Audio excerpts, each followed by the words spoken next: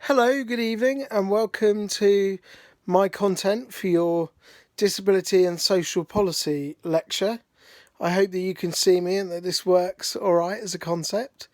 I'm coming to you on, who cares what day it is really, because you'll be watching it on different days, and it's not as if anybody of us knows which day it actually is, and I'm sporting my COVID beard at the moment as well. So anyway, hello, I'm Craig Potter, and I've been asked to talk to you about disability and social policy.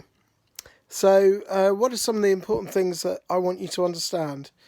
Well, a bit of context first. So let me just run you through some things to do with the law. So in 1995, the government introduced something called the Disability Discrimination Act, and disability within that act was defined as a physical or mental impairment which has a substantial long-term effect on a person's ability to carry out normal day-to-day activities. That definition of disability is based on the medical model of disability. What do we mean by the medical model? Well, it's the idea that disability is physical, it's very much to do with the body and the mind, and that the responsibility for disability rests with the individual. So when we use language like a person with disabilities, that is the medical model language. But it also says that a person who has a defective body that needs fixing is somehow a lesser person than others. And since the Industrial Revolution, the medical model has been the most powerful model that there is when talking about disability. So, going back to the law for a second, some things that I think are helpful for you to understand. The Disability Discrimination Act was updated in 2005, and then it was scrapped, and all of its clauses and the same definition of disability were taken up and put together with all the other discrimination acts, and we now have the Equalities Act 2010. The four pillars of that act, as I like to call them, are 1. Fostering good relations, 2. Eliminating discrimination, 3. Achieving equality of opportunity, or rather advancing equality of opportunity, because you could argue that it will never actually be achieved. And 4th, tackling prejudice.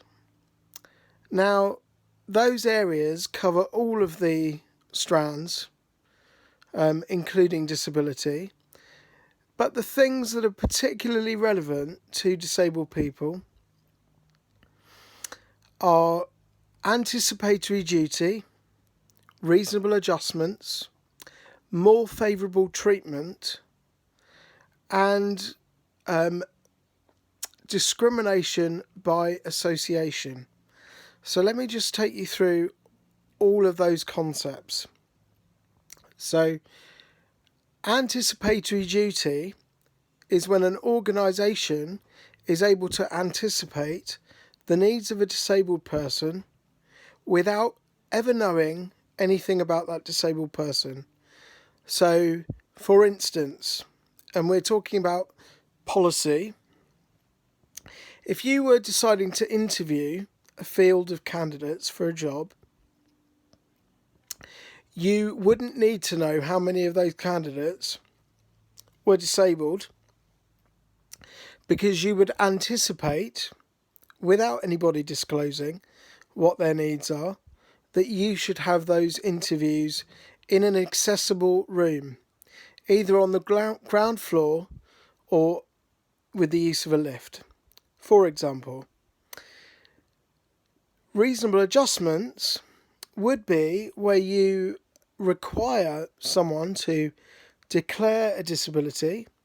And again, the language is important here, because declaring a disability is, I have something to say and I'm going to say it loudly and proudly. And disclosing a disability is, I have a secret. Shh, don't tell anyone. Okay? Interesting, the use of language. And we'll come back to that later on. But going back to reasonable adjustments, and I'm going to jump all over the place, so I hope that you're going to follow me and keep up.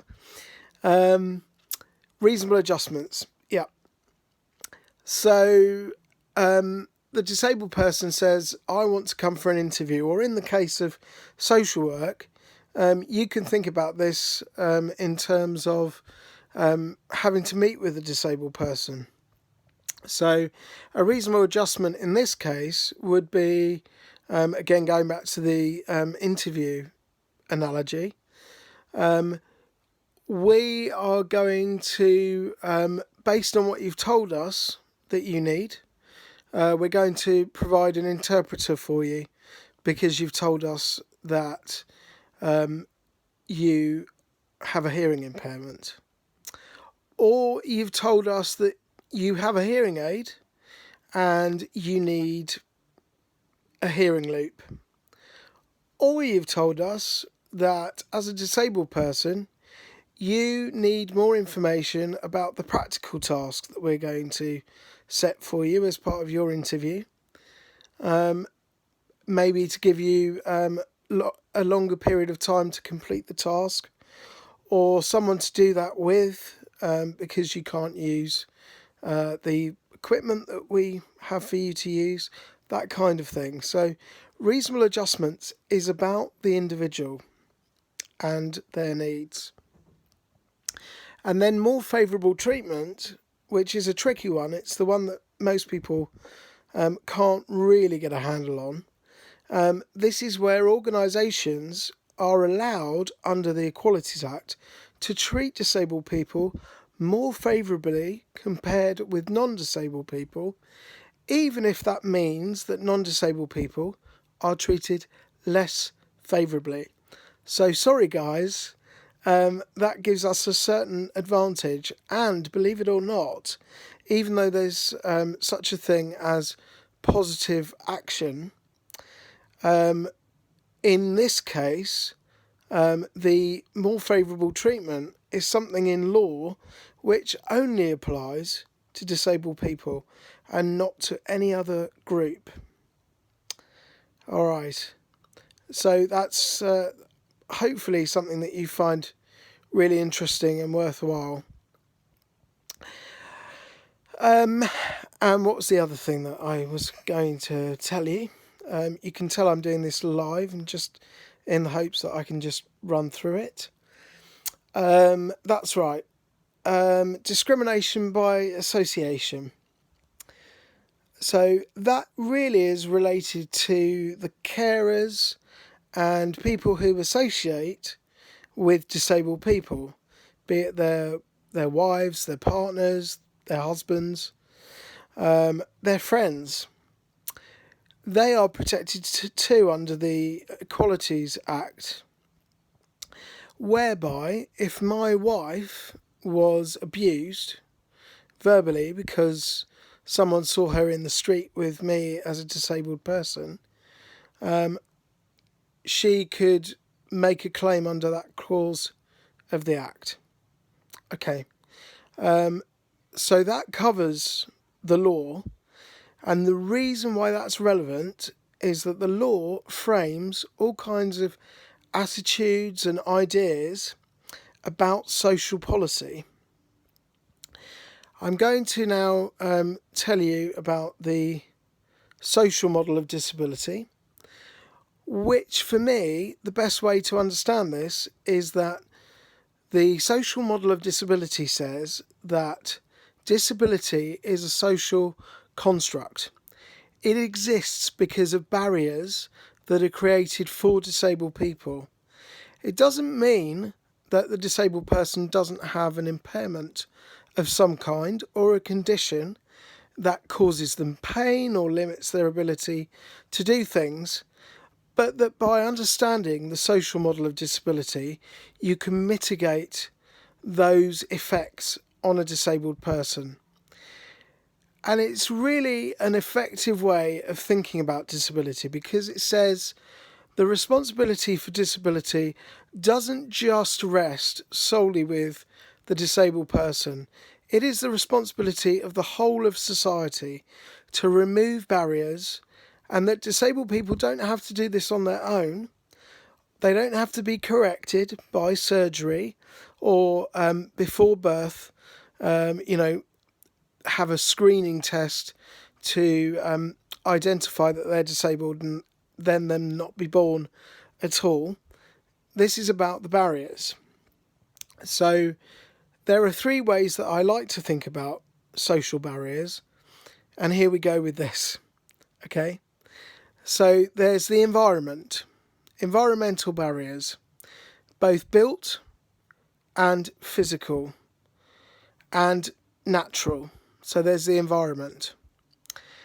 Then there are organisations and the way that they organise themselves, and their policies and procedures and practices, and the way that those policies are interpreted and implemented, and all the kinds of ways in which people behave and the cultures that are developed. So you've got the environment and you've got the organisation. And the final one, which is connected to the organisation, is people. People are a barrier, both in their attitudes and the way that they understand disabled people. That is the social model of disability. If you can work to remove the environmental barriers, the attitudinal barriers, and the organisational barriers, and you do that by understanding the law and those 4 things that I mentioned earlier: fostering good relations, eliminating discrimination, advancing equality of opportunity, and tackling prejudice. That is the social model of disability. It was developed as a way of people being able to get access to goods and services. It wasn't developed, funnily enough, as an academic model, although it's been used in that way. And I met the so-called godfather of the social model of disability a couple of times. It was great to listen to him and hear him talk. The social model has been around since the 1970s, and it's still very relevant today. Although, as I've said already, the medical model of disability is still very dominant, and in the next section I shall explain why that's the case, and the impact that social policy with the medical model has had on my life.